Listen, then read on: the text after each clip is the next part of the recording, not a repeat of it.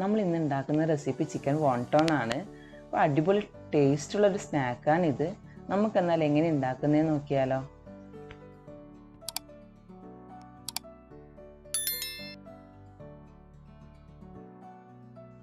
അപ്പോൾ ഇതിന് വേണ്ടിയിട്ട് നമുക്ക് വേണ്ടത് മൈദയാണ്. അപ്പോൾ ഞാനിവിടെ 1.5 കപ്പ് മൈദ എടുത്തിട്ടുണ്ട്.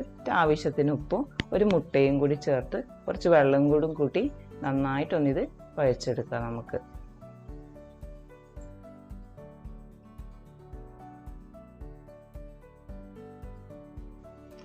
ഞാനിത് നന്നായിട്ടൊന്ന് കുഴച്ച് കഴിഞ്ഞ് ഇനി നമുക്കിത് റെസ്റ്റ് ചെയ്യാൻ വെക്കാമെന്ന് വേണ്ടത്.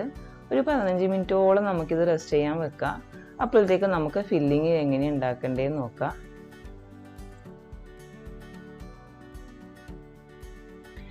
അപ്പോൾ അതിന് വേണ്ടിയിട്ട് ഞാനിവിടെ ബോൺലെസ് ചിക്കൻ എടുത്തിട്ടുണ്ട്. ഇത് നന്നായിട്ട് കഴുകി ഒട്ടും വെള്ളയില്ലാത്ത രീതിയിലാണ് എടുക്കേണ്ടത്.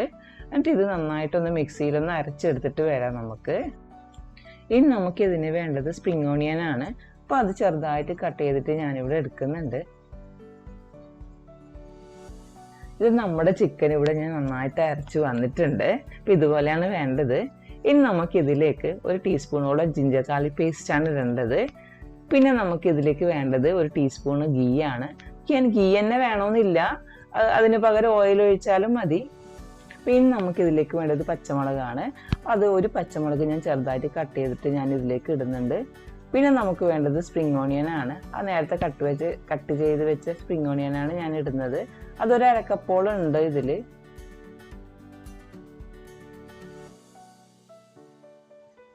ഇനി നമുക്ക് ഇതിലേക്ക് ഇടേണ്ടത് സോയാ സോസ് ആണ്. അത് ഞാനിവിടെ 1/2 ടീസ്പൂണ് സോയാ സോസ് ഇടുന്നുണ്ട്. അപ്പോൾ സോയാ സോസ് ഇല്ല എങ്കിൽ വിനീഗർ ഒഴിച്ചാലും മതി. ഇനി നമുക്ക് ആവശ്യത്തിന് കുറച്ച് ഉപ്പും കൂടി ചേർക്കാം. പിന്നെ നമുക്ക് ഇതിലേക്ക് വേണ്ടത് ഒരു ടീസ്പൂണോളം കുരുമുളക് പൊടിയാണ്. അപ്പോൾ അതും കൂടി ഇട്ട് ചേർത്തിട്ട് നന്നായിട്ട് കുഴച്ചെടുക്കുകയാണ് ഇത് വേണ്ടത്. ഇനി നമുക്ക് ഇതെല്ലാം കൂടി നന്നായിട്ടൊന്ന് മിക്സ് ചെയ്യാം.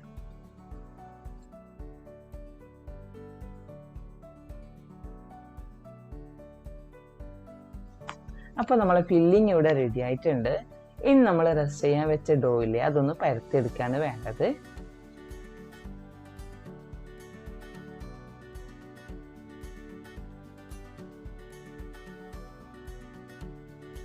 അപ്പം ഞാൻ ഈ ഡോ വലുപ്പത്തിൽ തന്നെ പരത്തി എടുക്കുന്നുണ്ട്. ഇനി നമുക്ക് ചെറിയ ചെറിയ റൗണ്ടായിട്ട് കട്ട് ചെയ്തിട്ട് എടുക്കുകയാണ് വേണ്ടത്.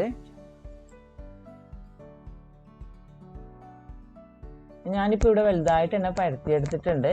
ഇനി നമുക്ക് കട്ട് ചെയ്യാണ് വേണ്ടത്. ഞാനിപ്പോൾ ഇത് ഉപയോഗിച്ചാണ് കട്ട് ചെയ്യുന്നത്. അപ്പോൾ നിങ്ങൾക്ക് വേണമെങ്കിൽ റൗണ്ട് ഷേപ്പുള്ള എന്ത് ഉപയോഗിച്ച് വേണമെങ്കിലും കട്ട് ചെയ്യാം.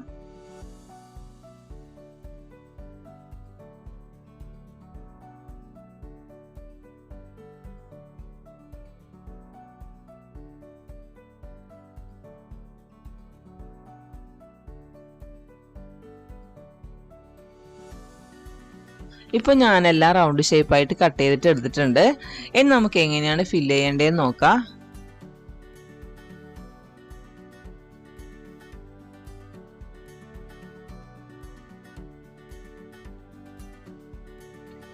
അപ്പോൾ നമുക്ക് ഫില്ലിങ് എങ്ങനെയാണ് ചെയ്യേണ്ടതെന്ന് നോക്കാം. അപ്പോൾ ഞാനിവിടെ കുറച്ച് ഫില്ലിങ് വെച്ചിട്ടുണ്ട്. ഇതുപോലെ ഒന്ന് മടക്കി കൊടുക്കുക. എന്നിട്ട് നന്നായിട്ടൊന്ന് പ്രസ് ചെയ്ത് കൊടുക്കുക നന്നായിട്ട്. എന്നിട്ട് ഇതുപോലെ 2 സൈഡും ഒന്ന് യോജിപ്പിച്ച് കൊടുത്താൽ മതി.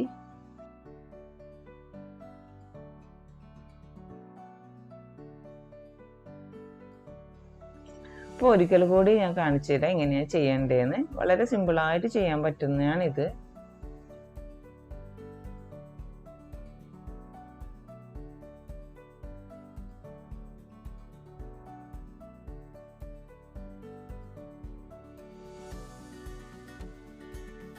ഇതുപോലെ ഒന്ന് മടക്കി കൊടുക്കുക.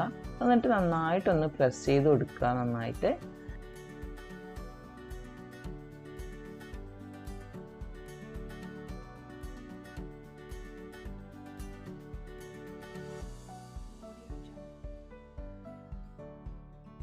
എന്നിട്ട് ഇതുപോലെ 2 സൈഡും ഒന്ന് യോജിപ്പിച്ച് കൊടുത്താൽ മതി.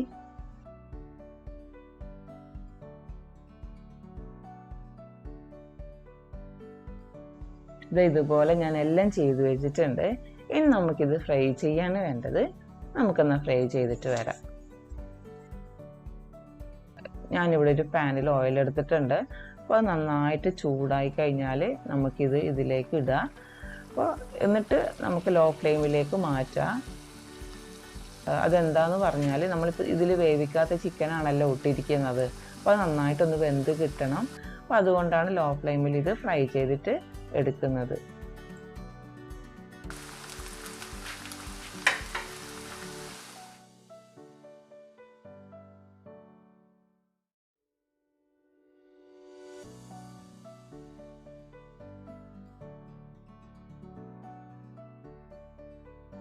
അപ്പോൾ നമ്മളെ വോണ്ടൺ ഇവിടെ ഫ്രൈ ചെയ്തിട്ട് എടുത്തിട്ടുണ്ട്.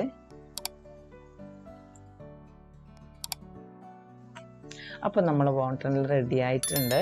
അപ്പോൾ അടിപൊളി ടേസ്റ്റാണ്. അപ്പോൾ എന്തായാലും ട്രൈ ചെയ്യണം കേട്ടോ. അപ്പോൾ ഇതിൻ്റെ ഉള്ളിൽ ചിക്കനൊക്കെ നന്നായിട്ട് വെന്ത് കിട്ടിയിട്ടുണ്ട്. അപ്പോൾ നിങ്ങൾക്ക് എൻ്റെ വീഡിയോ ഇഷ്ടപ്പെട്ടെങ്കിൽ നിങ്ങൾ ലൈക്ക് ചെയ്യണം, ഷെയർ ചെയ്യണം, സബ്സ്ക്രൈബും കൂടി ചെയ്യാൻ മറക്കരുതേ.